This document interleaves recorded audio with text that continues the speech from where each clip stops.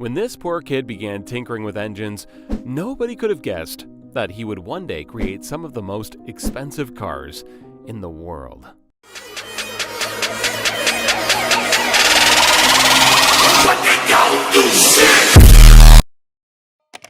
This is Frederick Henry Royce, born in 1863 in Alwilton in England.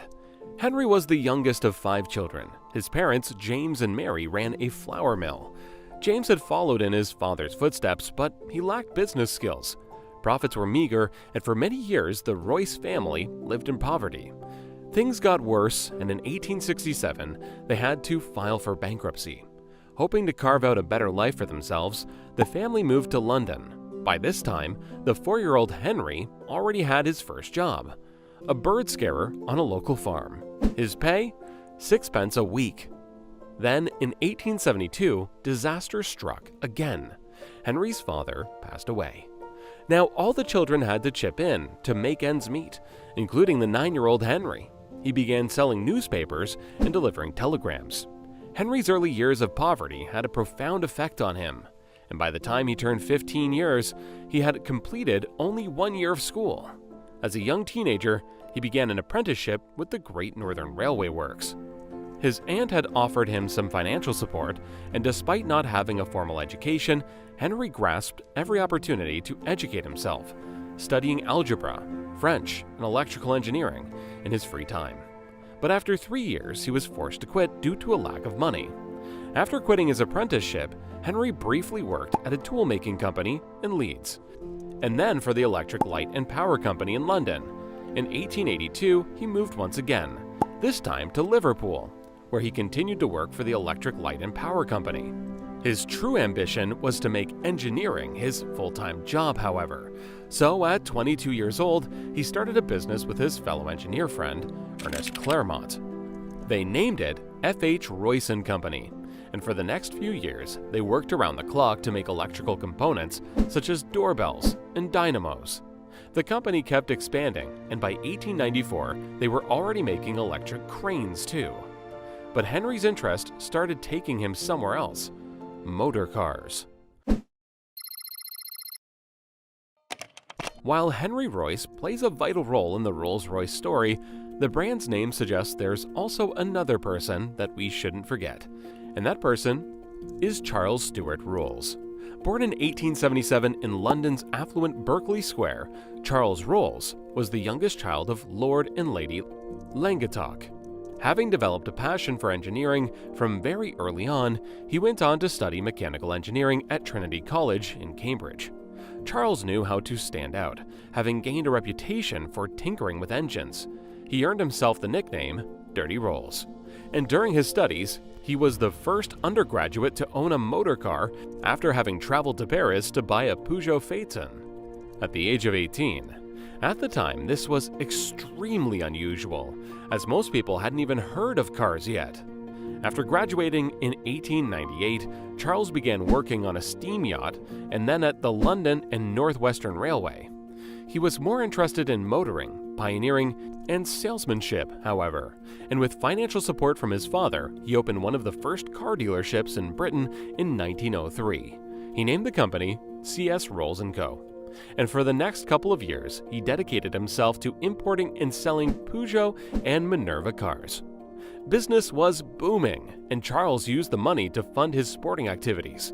Besides being an avid motorist pioneer and racer, he was also an eager aviator, and as you can guess, both of these hobbies are anything but cheap. Unfortunately for Charles, however, his lifelong passion would eventually cost him more than just his money. When running his company, F.H. Royce & Company, Henry became increasingly interested in motor cars. In 1901, he decided to improve a second-hand 2-cylinder DeCauville car that he had bought, but he wanted more, and so he decided to build a car on his own. Henry had an instinctive desire for perfection, and having found construction faults in the DeCauville, he vowed to do better. By the end of 1903, he designed and built his first petrol engine, and by the next year, he drove his first Royce 10-horsepower motor car into town. By now, 2 decades had passed since Henry set up the company. His first car was a success, and so he set out to create another one, and another. Of the 3 cars that he had built, he gave one of his business partners Ernest Claremont, and the other he sold to one of their shareholders, Henry Edmunds. And it was this Henry Edmunds who would eventually arrange the meeting between Rolls and Royce. Henry Edmunds was a shareholder in Royce's company and a friend of Rolls. After having bought one of Royce's cars, he began boasting to Rolls about it. At the time, Rolls was frustrated with only being able to sell foreign imports in his company, so Edmunds arranged a meeting. Little did Edmunds know that the meeting would change the future of motoring forever.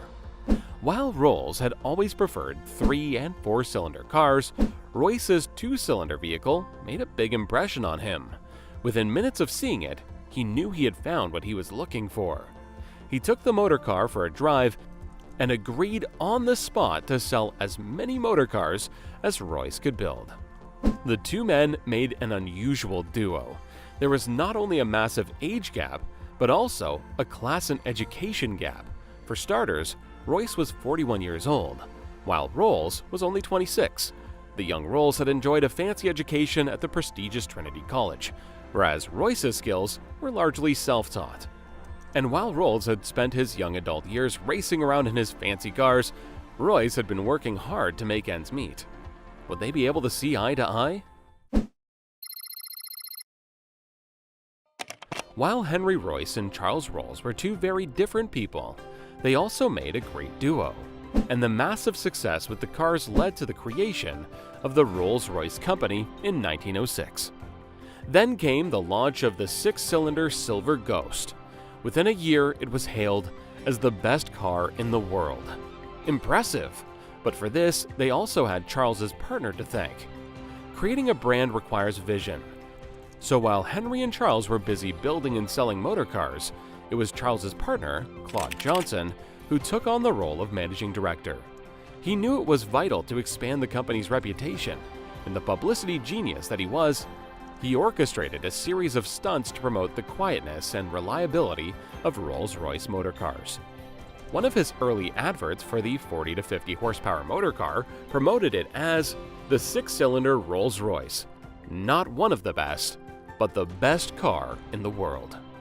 With that ad, Claude introduced the phase that would forever be associated with Rolls-Royce.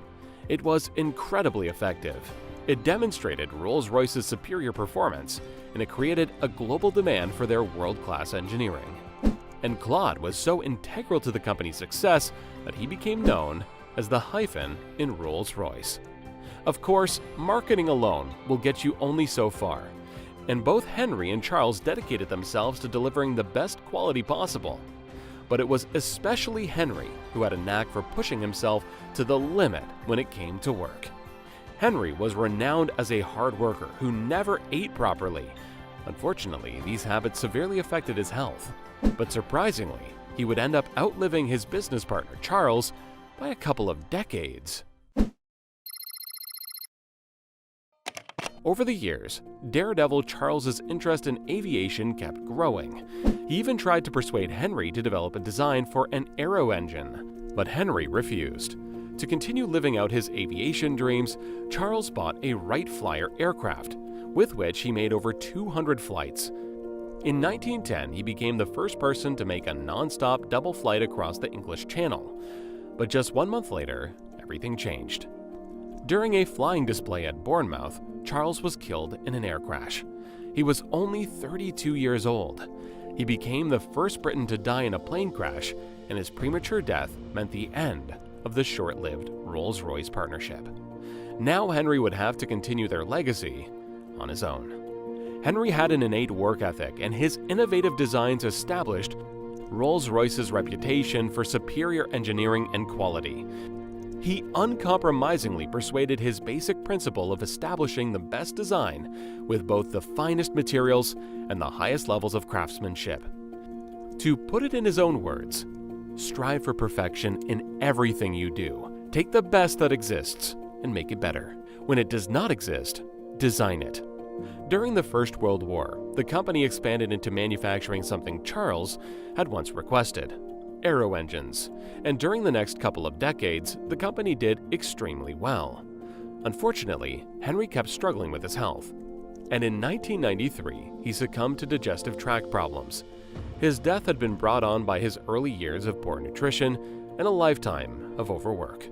He had spent much of the last years of his life as a semi-invalid, but that didn't stop him from working though. His never-failing enthusiasm and dedication to engineering prevailed, and he continued to work until the very last moment. Literally, his last sketch was made from his deathbed a few hours before he died. He was 70 years old. Rolls-Royce has remained a famous name in engineering. A Rolls-Royce is one of the most successful luxury cars that money can buy, and with over 130 dealerships spread over 40 countries, the brand is known far beyond Great Britain. Currently, Rolls-Royce is owned by BMW, and the brand is still primarily known for producing some of the most expensive cars in the world, such as the Rolls-Royce Cullinan, Ghost, Phantom, Wraith, and Dawn. Torsten Müller-Othfos has been the CEO since 2010, and his reign has proven to be essential in the company's success. But it's the vision of Sir Henry Royce and Sir Charles Rolls that truly made Rolls-Royce what it is today. A symbol of pure and unadulterated wealth. Something tells me the two men would be proud. Had you already heard of the many people involved in Rolls-Royce's history? And what would you like to add to the story? Share it in the comments. And if you enjoyed this video, then take a look at our channel for more inspiring business videos.